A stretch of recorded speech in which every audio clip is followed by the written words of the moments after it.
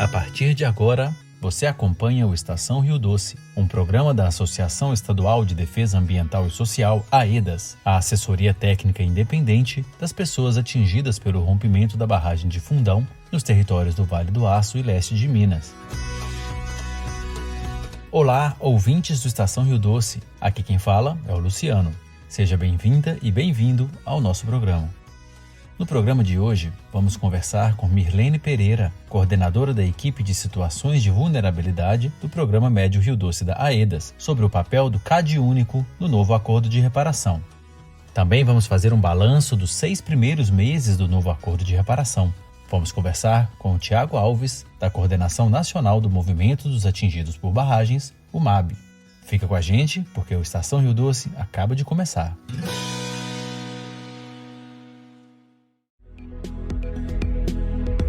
Você conhece o CadÚnico? O Cadastro Único para Programas Sociais serve para identificar as famílias beneficiárias das políticas públicas no Brasil. É um instrumento que permite ao governo conhecer melhor a realidade da população em situação de vulnerabilidade. Esse cadastro registra diversos tipos de informação, para que o governo possa ter a medida certa do que a população mais precisa dentro de um determinado território. E o CadÚnico agora vai ser usado também para atender a uma parcela da população que está em situação de vulnerabilidade, as pessoas atingidas pelo rompimento da barragem de Fundão, que aconteceu no dia 5 de novembro de 2015, em Mariana, Minas Gerais. E para saber mais sobre como esse cadastro vai funcionar dentro do novo acordo de reparação, vamos conversar com a Mirlene Pereira, coordenadora da equipe de situações de vulnerabilidade do Programa Médio Rio Doce da AEDAS. Bem-vinda à Estação Rio Doce, Mirlene. Olá, ouvintes. Olá, Luciano. Obrigada pelo convite e a oportunidade de falar sobre esse tema tão relevante. Mirlene, acho que o que todo mundo está querendo saber é como o CadÚnico vai ser usado na reparação da bacia do Rio Doce. Com o novo acordo de reparação do Rio Doce, o cadastro único pode ser uma das formas de facilitar o acesso a alguns benefícios, como o AF, o Auxílio Financeiro Emergencial, e o PID, o Programa de Indenização Definitiva, especialmente como comprovante de residência para esses benefícios.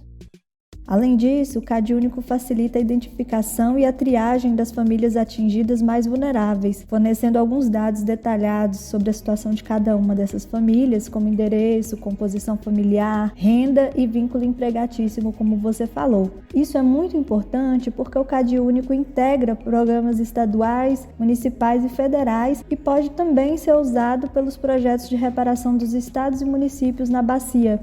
Esses projetos eles deverão ser implementados permitindo que a população, principalmente aquelas famílias em situação de vulnerabilidade, tenham acesso a essas ações, além de acesso a benefícios sociais locais que já existem no território, como alguns de assistência social, a exemplo do Bolsa Família, benefícios relacionados à saúde, à educação e à moradia.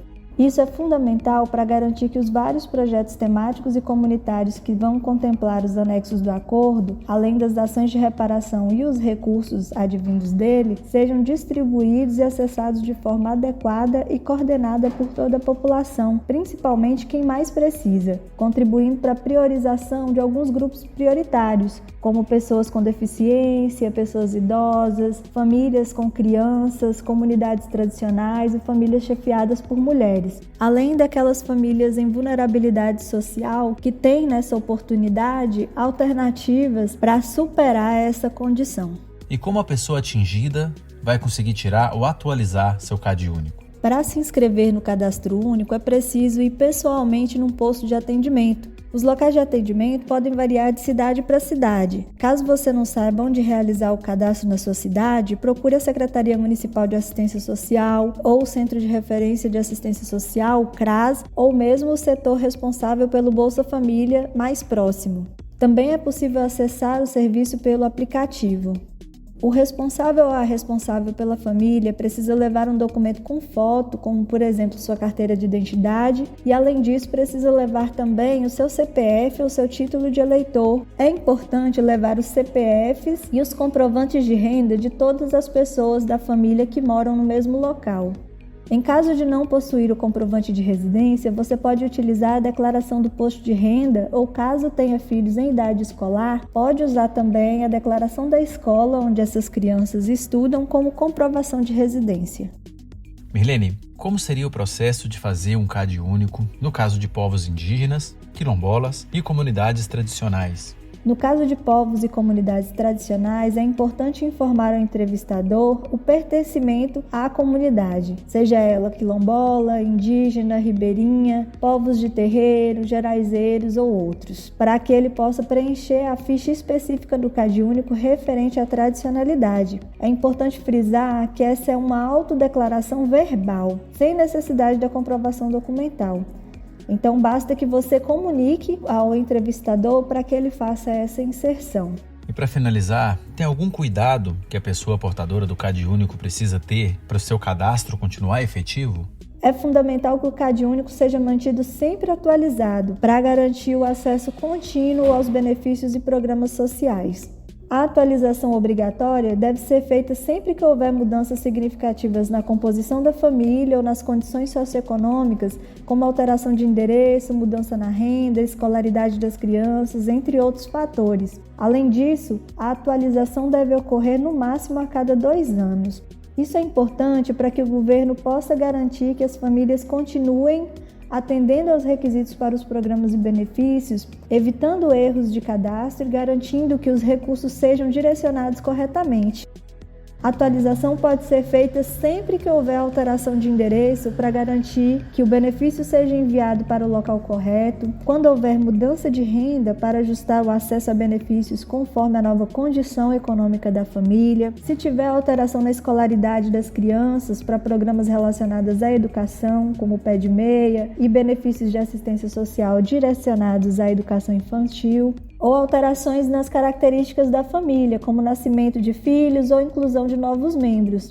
Sempre é importante lembrar que o CAD único atualizado assegura que as famílias não percam benefícios e facilita o acesso a novos programas, especialmente nesse contexto que estamos em via da implementação dos projetos de reparação. Mirlene, obrigado pela sua participação no nosso programa. Em novembro de 2024, foi homologado o novo acordo de reparação do caso Rio Doce. O acordo trouxe várias mudanças no processo de reparação. Por exemplo, o fim da Fundação Renova, que realizava os programas reparatórios e cuidava dos pagamentos das indenizações, que a partir de então estão por conta da Samarco. Muitas responsabilidades foram transferidas para os governos do Estado de Minas Gerais, do Espírito Santo e para o governo federal. Novos espaços de participação popular estão previstos, como o Conselho Federal de Participação Social da Bacia do Rio Doce e Litoral Norte Capixaba, que foi instituído em maio desse ano. Mas como andam essas mudanças previstas no novo acordo? O que os movimentos sociais organizados e as pessoas atingidas estão pensando sobre esse novo momento?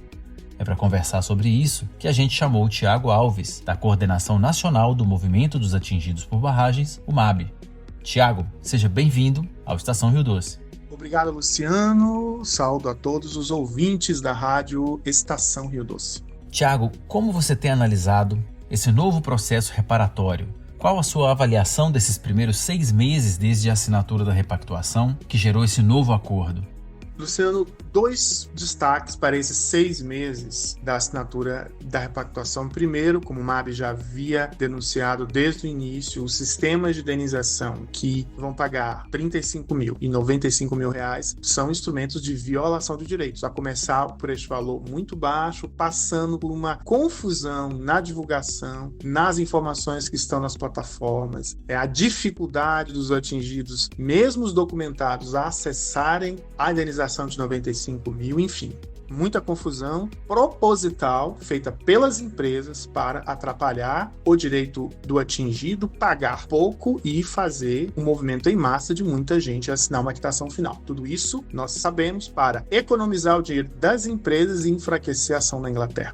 Um segundo ponto muito importante, que é a ação ou a não ação, nenhuma proposta, nenhuma iniciativa do governo estadual. Romeu Zema e os seus secretários não chamaram os atingidos para nenhuma reunião, não organizaram nenhuma caravana e nós não sabemos o que eles vão fazer com o dinheiro dos atingidos. Eles criaram um conselho específico no estado, dizendo que é um acompanhamento mais técnico, mas sem nenhum atingido. Nós não sabemos nem quando são as reuniões e nem onde.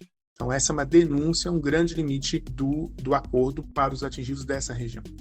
Tiago, vamos falar um pouco sobre o que está sob responsabilidade da União na esfera do governo federal. Como o MAB tem acompanhado esse momento a partir da organização popular?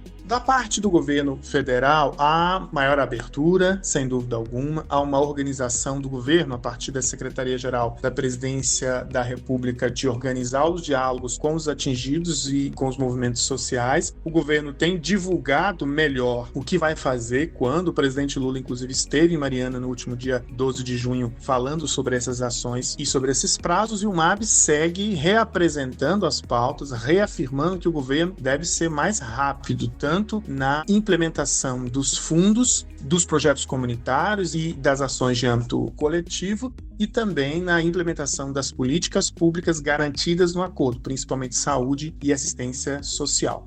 Há espaço de participação e nós, os movimentos, estamos utilizando esses ambientes para fortalecer a luta neste início de repactuação de um acordo que nós sempre avaliamos como insuficiente, inclusive no seu valor, mas que abre chance, abre possibilidade de novas conquistas e de fortalecer a luta por reparação integral, que não termina com o acordo, e para o MAB deve se fortalecer a partir da implementação das nossas conquistas dentro do acordo. Obrigado, Tiago, pela sua participação no Estação Rio Doce. Eu que agradeço, Luciano. O MAB segue na luta e continuamos à disposição da Estação Rio Doce. O Estação Rio Doce de hoje fica por aqui. Você que nos acompanha e quer mais informações sobre este e outros assuntos, basta acessar nosso site, aedasmg.org. Já está disponível a 5ª edição do Jornal Territórios, com pautas importantes para o processo de reparação. Você pode conseguir seu exemplar com a equipe de mobilização da AEDAS da sua cidade.